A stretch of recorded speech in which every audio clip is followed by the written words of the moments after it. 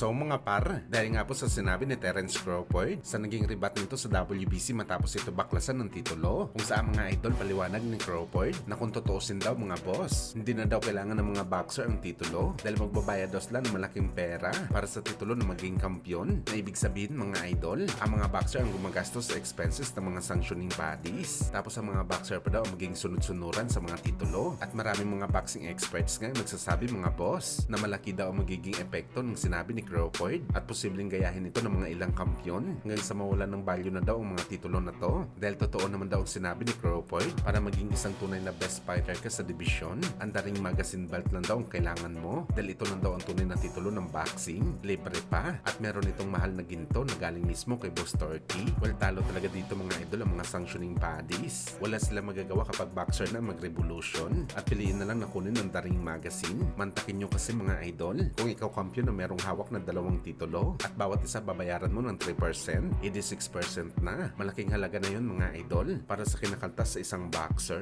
tapos maging sunod-sunuran ka pa sa kanilang gusto. Kumbaga sila ang hawak ng kapalaran mo sa boxing sports. Hindi kagaya ng daring magazine na malaya ka sa gagawin mo sa bakbakan. Kung gusto mo maging kampiyon at the best sa division, labanan mo lang ang pinakamalakas. Libre na ang titulo, na-recognize ka pa bilang legit na champion.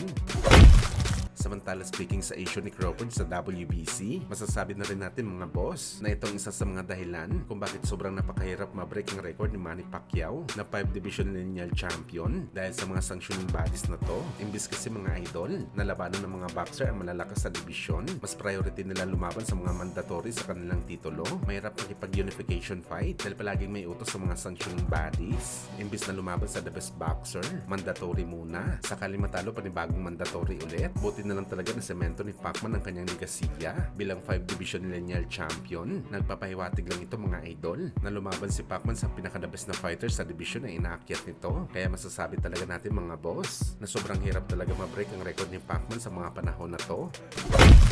Sa kabilang banda naman mga idol, matapos nga po kumalat ang kwento na hindi daw masyadong nag-prepared si Naoya Inoue para sa laban nito kay Alan Picasso sa December 27 sa Saudi, na siya naman mga idol ang kinatuwa ng mga ilang Pinoy boxing fans dahil marami po ang tumalpak kay Inoue para manalo lamang sa desisyon kontra kay Picasso dahil mananalo sila ng malaki dito mga idol. Bagamat sa naging post naman ni Inoue mga idol, 2 linggo bago ang laban nito kay Picasso, pinakita naman ng Japanese Monster ang kanyang katawan at masasabi natin mga boss na parang hindi totoo ang rumors na hindi naganda si Inoue sa laban nito kay Picasso. Malaturo na kasing katawan nito mga idol. Parang ngayon pa lang ready na si Inoue i-knockout si Picasso. Mas lalong gaganda pa ang kondisyon ni Inoue mga idol habang papalapit ang laban nito sa Meksikano.